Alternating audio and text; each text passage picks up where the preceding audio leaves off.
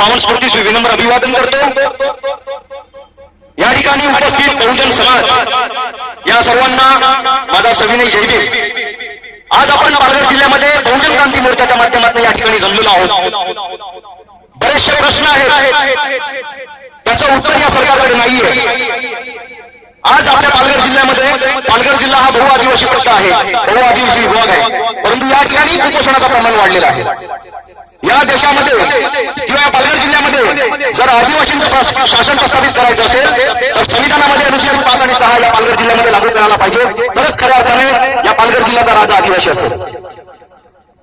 OBC समाजाला आरक्षण मिळालं पाहिजे, मराठा समाजालाही आरक्षण मिळालं पाहिजे, परंतु मराठा समाजाला आरक्षण देताना ओबीसी समाजाच्या आरक्षणाला हात न लावता दिलं गेलं पाहिजे, कारण त्यांना त्यांचा अधिकार आहे, ते संविधानिक अधिकार आहे। आणि बाबासाहेबांची पण संकल्पना होती की मराठाला आरक्षण मिळालं पाहिजे, परंतु ओबीसी समाजाच्या आरक्षणाला हात न लावता बाबासाहेब म्हणाले होते की ज्या दिवशी बहुजन समाज एकत्र होईल त्या दिवशी या खऱ्या अर्थाने देशामध्ये क्रांती घडेल।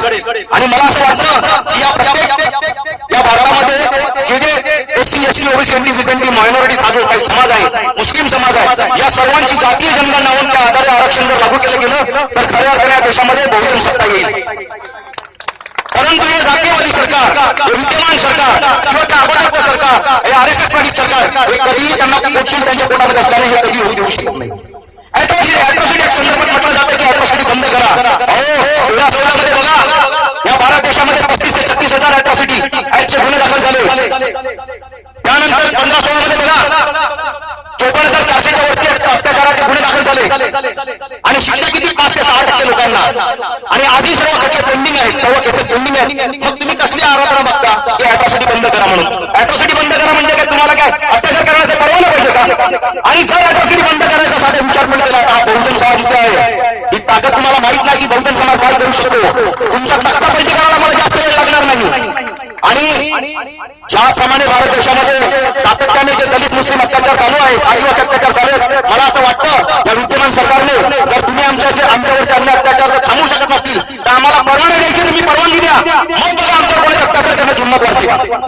या पालघर जिल्ह्यामध्ये या भारतामध्ये मोठ्या प्रमाणामध्ये असहिष्णुता आहे। मी आवर्जून या ठिकाणी स्टेजवर मोठ्या आरोग्य सांगतो या देशामध्ये असहिष्णुता आहे।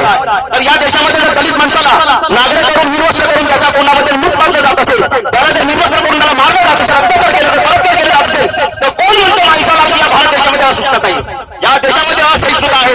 जेव्हा एखादा माणूस राहण्यासाठी घाबरतो त्यावेळेला समजायचं की या देशामध्ये असहिष्णुता आहे। आणि आम्ही छातीदारपणे सांगतो या ठिकाणी वारवण मंडळाची जटी प्रकल्पासारखे प्रकल्प आणून भूमिपुत्रांना देशोधडी लावण्याचं काम कारस्थान केलं जातं, आणि हे आम्ही बहुजन समाज कधीही सहन करणार आहोत। येणाऱ्या काळामध्ये हे फक्त सुरुवात आहे, अजून आम्हाला भरपूर काही बाकी आहे। आमचं 31 तारीख या ठिकाणी जो बहुजन क्रांती मोर्चा ही आमची सुरुवात आहे।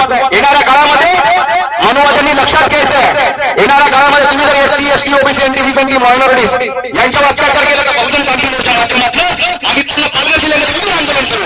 आणि ही आमची चेतवाणी नाही आहे, ही आमची चेतवाणी नाही, हे आमचे ऍक्शन आहे, हे तुम्हाला मान्य करावं लागेल। त्यानंतर जे बरेचसे प्रश्न आहेत प्रत्येकाला 5-5 मिनिटं बोलण्याची संधी दिली आहे।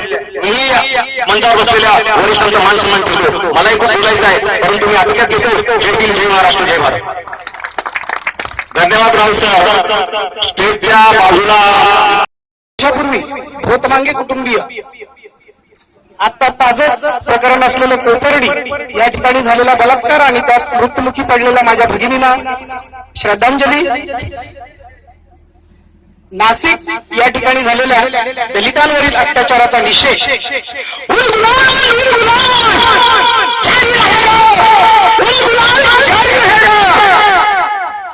डॉक्टर बाबासाहेब आंबेडकर, छत्रपती शिवाजी महाराज की जय। शाहू आंबेडकर विचारधारेचा आदिवासी क्रांतीवीर भगवान बिरसा मुंडा की एकच पर्व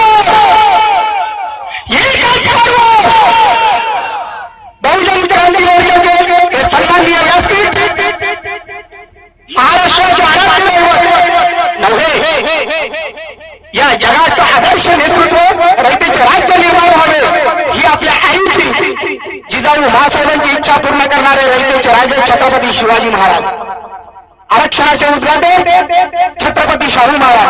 आणि लेखणी काय माणसाने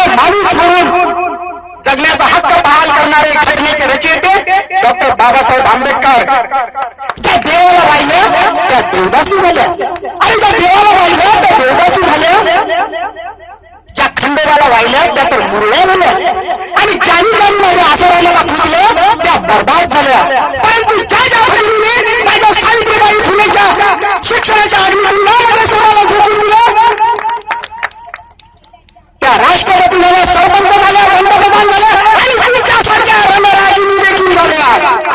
त्या सावित्रीबाई फुले, स्वराज्य हा माझा जन्मसिद्ध हक्क आहे आणि तो मी मिळवणार. कित्येक वर्षाआधी इंग्रजांविरुद्ध स्वातंत्र्याचा लढा पुकारणारा माझा आदिवासी वीर भगवान बिरसा मुंडा, या सर्वांना मानवंदना. मंचावरील सर्व मान्यवर, मंचाच्या अध्यक्ष, या बहुजन क्रांती मोर्चाच्या ऐतिहासिक पर्वात सामील झालेले सर्व बहुजन नेते यापेक्षा आमच्या आणखी दुर्दैवी काय असू शकते. मित्रांनो, खरोखर हे खरे स्वातंत्र्य नाही आहे. या देशाच्या घटनेचे शिल्पकार डॉक्टर बाबासाहेब आंबेडकर यांनी अल्पसंख्याकांना विशेष सवलती दिल्या आहेत. मुसलमान व इतर अल्पसंख्याकांना दिलेले हक्क कोणीही नाकारू शकत नाही. मुसलमानांसाठी 5% आरक्षण मिळाले पाहिजे. आम्ही या स्वतंत्र भारत देशाचे खरे नागरिक आहोत. भारत देश आमची जन्मभूमी आहे.